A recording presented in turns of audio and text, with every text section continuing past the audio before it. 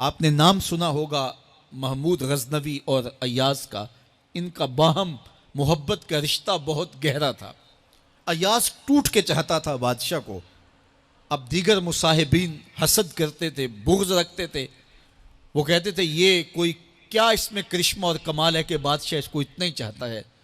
تو بادشاہ جب ان وزراء کا، مشیروں کا حسد حد سے بڑا ہوا دیکھا تو ایک دن سب کو اپنے دربار میں حاضر کیا.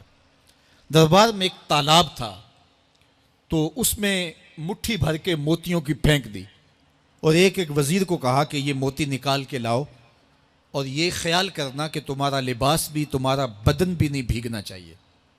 تو سب نے کہا کہ یہ عجیب بات ہے کہ حوض کی تہ سے موتی نکال کے لائیں اور لباس بھی نہ بھیگے اور بدن بھی نہ بھیگے، یہ تو لازمی ہوگا.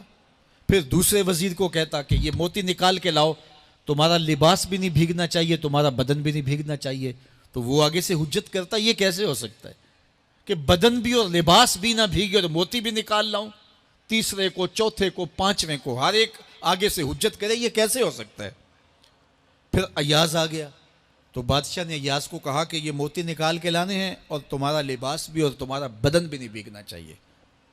ایاز نے فوراً چھلانگ لگائی اور موتی نکالے. جب باہر نکلا تو بدن اور لباس پانی سے نچڑ رہا تھا. تو ایسے موتی بادشاہ کو پیش کیے اور بدن کپ کپا رہا تھا. تو بادشاہ بڑے غصے سے کہا کہ ایاز تمہارا بدن بھیگ گیا، تمہارے کپڑے بھی بھیگ گئے. میں نے کہا تھا لباس بھی نہیں بھیگنا چاہیے، کپڑے بھی نہیں بھیگنے چاہیے. تو ایاز بڑی لجاجت سے عرض کرنے لگا بادشاہ سلامت، آپ کے دو حکم تھے. ایک یہ کہ موتی نکال کے لانے ہیں، دوسرا حکم یہ تھا کہ لباس اور کپڑے بھیگنے نہیں چاہیے. تو ایک حکم میں نے پورا کر دیا ہے، دوسرے کی معافی چاہتا ہوں. تو صاحب، اللہ نے حضرت انسان کے سینے میں جذبات کا ایک جہاں آباد کیا ہے. شیطان کو بھی انسان کے پیچھے لگا دیا اس کی آزمائش کے لیے، اس کے امتحان کے لیے. نفس بھی اس کے اندر موجود ہے، اور دوسری جانب اس کو گناہوں سے منع بھی کیا اور نیکی کی تلقین بھی کی. اب کتنی مشکل زندگی ہے حضرت انسان کی.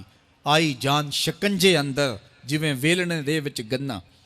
کتنی مشکل زندگی ہے. خواہشیں ہیں کہ آوارہ ہیں، آرزویں ہیں کہ بے قابو ہیں، اور دوسری جانب اللہ کا حکم ہے. اب کیا کرے؟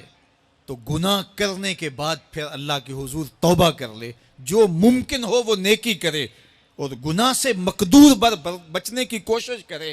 لیکن بشری تقاضوں کے تحت اگر اس سے گناہ کبھی سرزد ہو جائے تو اس پر اکڑے نہ اور اس پہ مصر نہ رہے، اس پہ اصرار نہ کرے، بلکہ فوراً اللہ کے حضور توبہ کرے.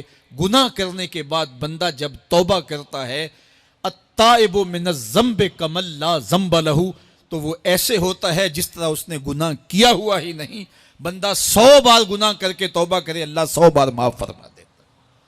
وہ کریم ہے، 70 ماؤں سے زیادہ پیار کرتا ہے.